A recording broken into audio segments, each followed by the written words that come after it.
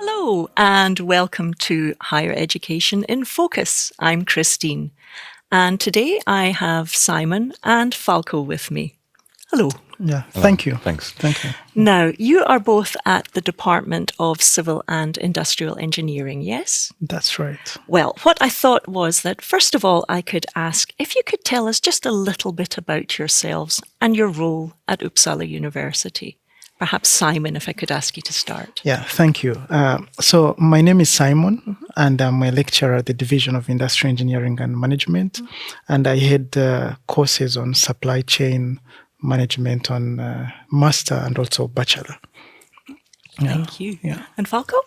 Yeah, so I'm a second-year master student at Uppsala University studying industrial management and innovation. Thank you. Now, we're here today. Our topic is talking about student participation. And we've invited you both to the studio today to talk about an event that you have both been involved in. Perhaps I could ask Simon to begin with. Can you start by giving us an overview of the event that you organised? What was it? What was the goal? How did it align with your course objectives? Yeah, thank you. So the event started with the idea to develop what we call a sustainability mindset. So it was in a framework within the course supply chain management.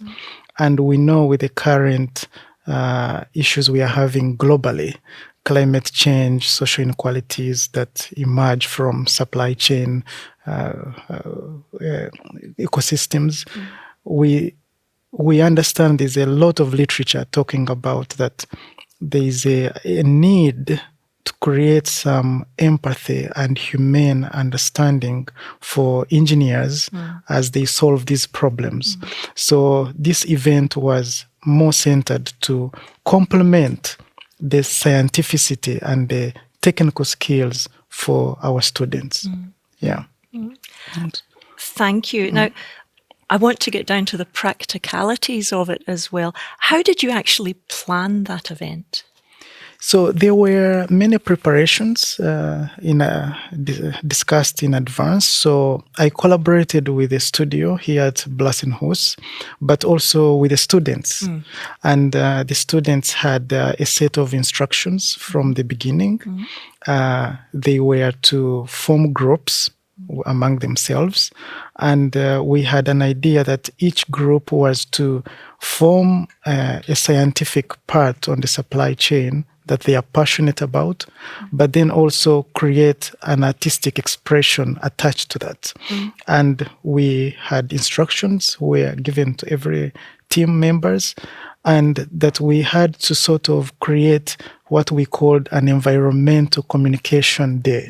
So that day, it's when we came here at the studio, where we had the exhibition, and then we had also this environmental communication where we also actually invited industry to join. Yeah, I think that was how it was organized. Yeah. And what inspired you to involve the students so actively? Right. So students had to take a big ownership of the event because they had to be very active participants of this event. First is that they work in teams, which is very common, but then this was an event to bring them to work as a class. So it becomes a larger team here. And the idea that each students were involved in different parts also opened up a new way to know my students better, because I started to realize they had more other talents that I wasn't aware. And then they also had to develop these small talents within this class project, I would say. Yeah. Now, of course, I've been listening to you and the teacher's perspective, but if I now ask you, Falco, as one of the students involved in this, what was it like being involved in this event? Boiled down to a couple of words, it was a fantastic experience. And more into detail, at the beginning, we weren't sure what was going to await us. So we were a little skeptic in the beginning, but then once the project was unfolding, then when we came to this day where we actually had this environmental conscious day, everything played out just fine. It was, like Simon said, it was a class event, and that was a first for us. So it really made us feel united, and we became basically one, so to speak. Wonderful. And it was an amazing experience. And also, as you said, these artistic expressions, especially for some, they were able to show other talents that otherwise would have never surfaced in this university sort of like normal environment that we tend to work in from day to day. So it actually got us out of our comfort zone and got us out of, let's say, the normal day to day, which from my perspective was fantastic, and still to that day that was one of my highlights here at the university. Fantastic. Good to hear. Good to hear. And coming back to this idea that you've been talking about this integration of art, perhaps I can ask you, Simon, why did you choose to integrate art in this way? Right. This is a very good question that I'm always interested in, because normally is that we always see art and aesthetics as a way of pleasure, a way of possession. But there's a lot of literature that is written that art in itself has a way to bring us to a higher state of being. And in this very project, the idea was that the students were to form an artistic impression for their project, and by giving them this space, this moment of transition, that they stand back from facts, they look at the world, they create an imagination of a world that they haven't seen. So by raising these facts to an abstract, aesthetic value, they are able to transform this instrumentality that we have in the classroom. They are able to connect the dots, and by doing this, they are moving away from this possession, the me, the lack of empathy, creating these values of trust and goodness and so forth. And so for me, from my perspective, I saw this that it was to supplement the engineering part that they already have, to make them truthful and humane, empathetic leaders for the future. And art has a big role, I think, in our current world today, the challenges that we have now, that art has this role to drive us from these separations that we have with the instrumentality and of doing and being. Absolutely. Yeah. Thank you. Another question I have here, which perhaps I think really you've already begun to answer, perhaps both of you can think about it, is how did you make sure the event was a meaningful learning experience for the students? Right. So we had a lot of collaboration, of course, with the studio here at the event. I would say they helped us a lot to put everything in context. Of course, there were some. I would say it was a multidisciplinary kind of event, and to make sure that the students reached the learning outcomes was this idea of declaration. They declare their aesthetic exhibition in an open place. Yes. And so that is something that you couldn't do with exams and you couldn't do in a classroom. There's now a lot of talk that the classroom has become a house of detention, not attention. So in this studio, we were able to capture their attention. And I think if you watch in the video, you can see how students were immersely involved within different parts of the event and giving their whole to that they were to inform the final consumer about what happens in the supply chains and so forth. So I think the change of the space created an impact. Having a class project, as Falco said, also bring this unity in the classrooms. I saw students who were collaborating in ways that I had not seen in the classroom. So that gave me a lot of satisfaction to see. I'm sure. Yeah. Absolutely. And do you agree with this, Falco? Did you feel this yourself? Yeah, 100%. It was something completely different. Everything was the same before, basically. So form groups, do report, research, and everything. We had that stuff as well, but that actually led to something more meaningful, as we believe, or as I believe.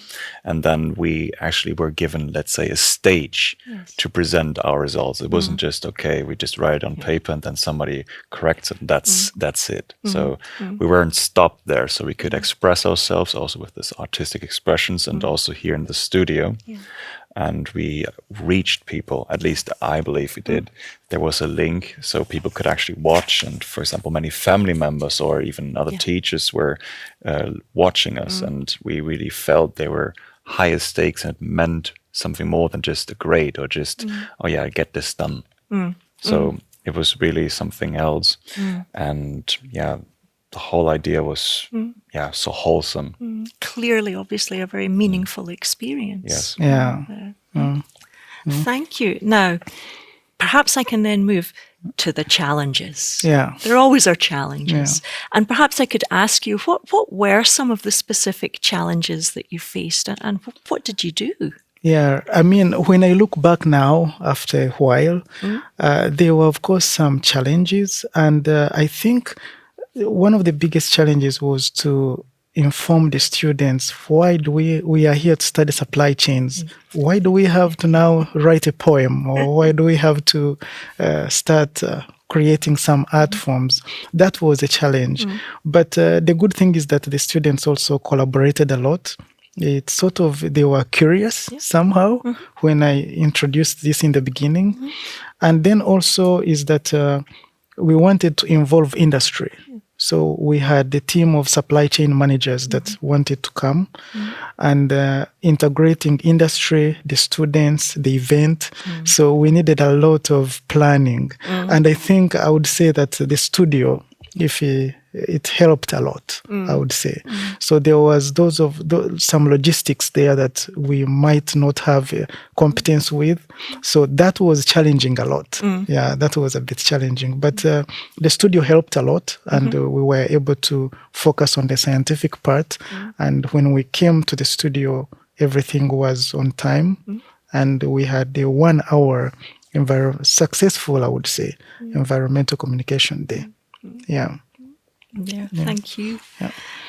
Moving on from that, when I'm thinking again, obviously with students being involved and their great engagement with which they were involved, did you measure or assess that engagement and their learning outcomes from the participation in that event? Right. So we had, this module had both a qualitative and a quantitative assessment. And prior to this sustainability journey, they had performed what you call a sustainability mindset indicator.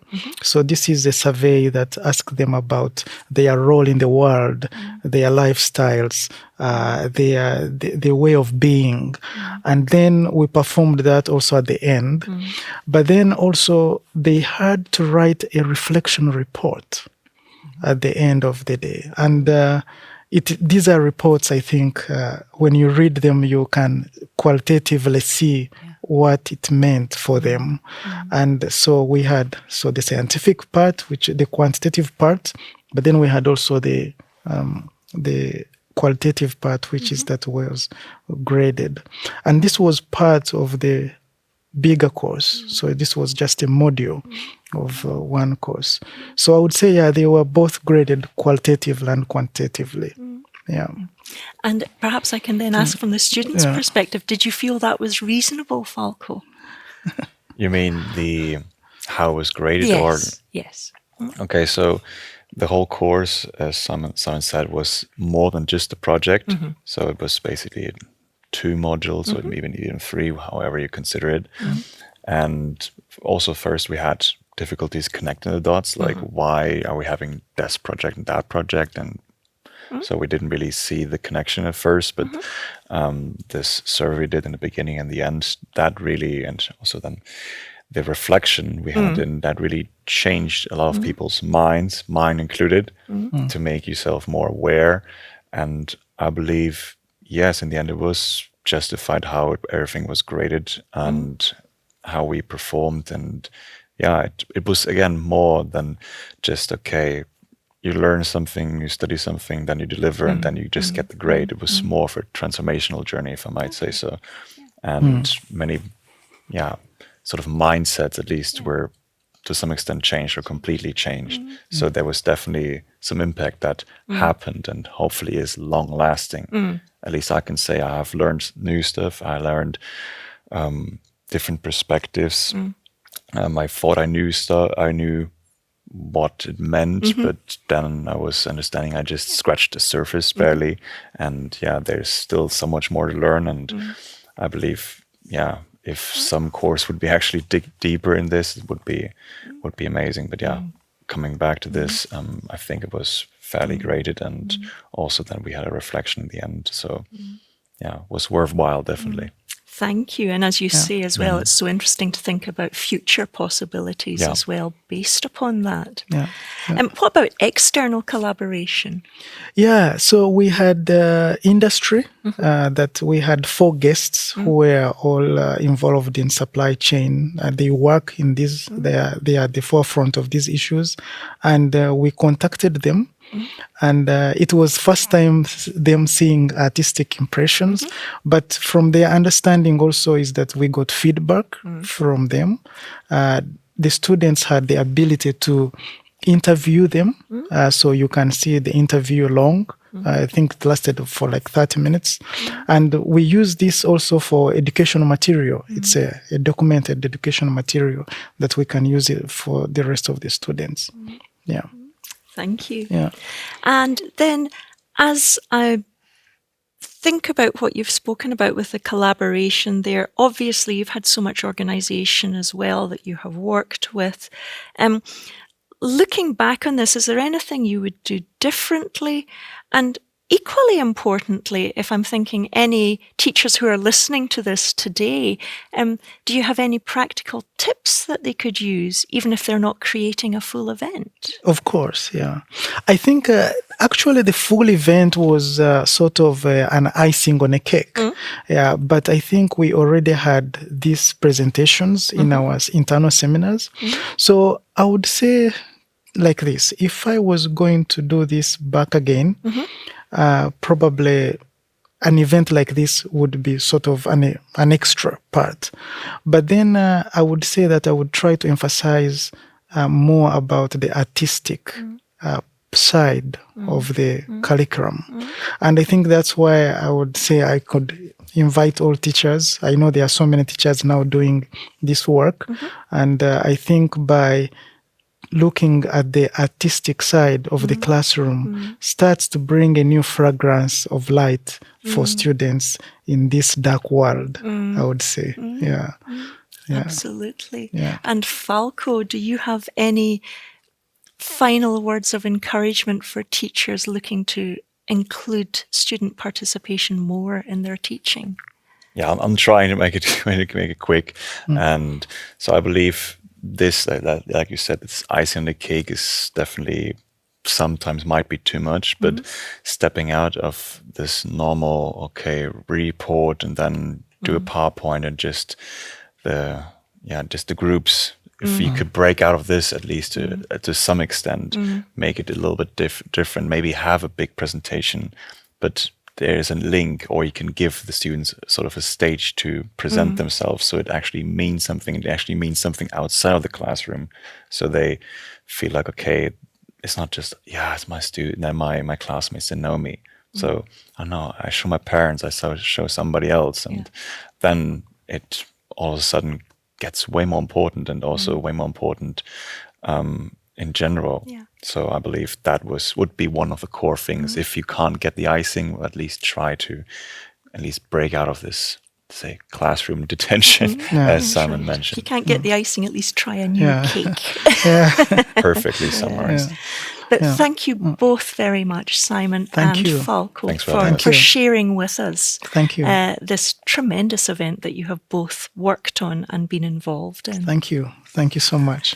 Well, that's us for today, and I'm sure that just like me, you will have found it very interesting listening to Simon and Falco, and also very inspiring.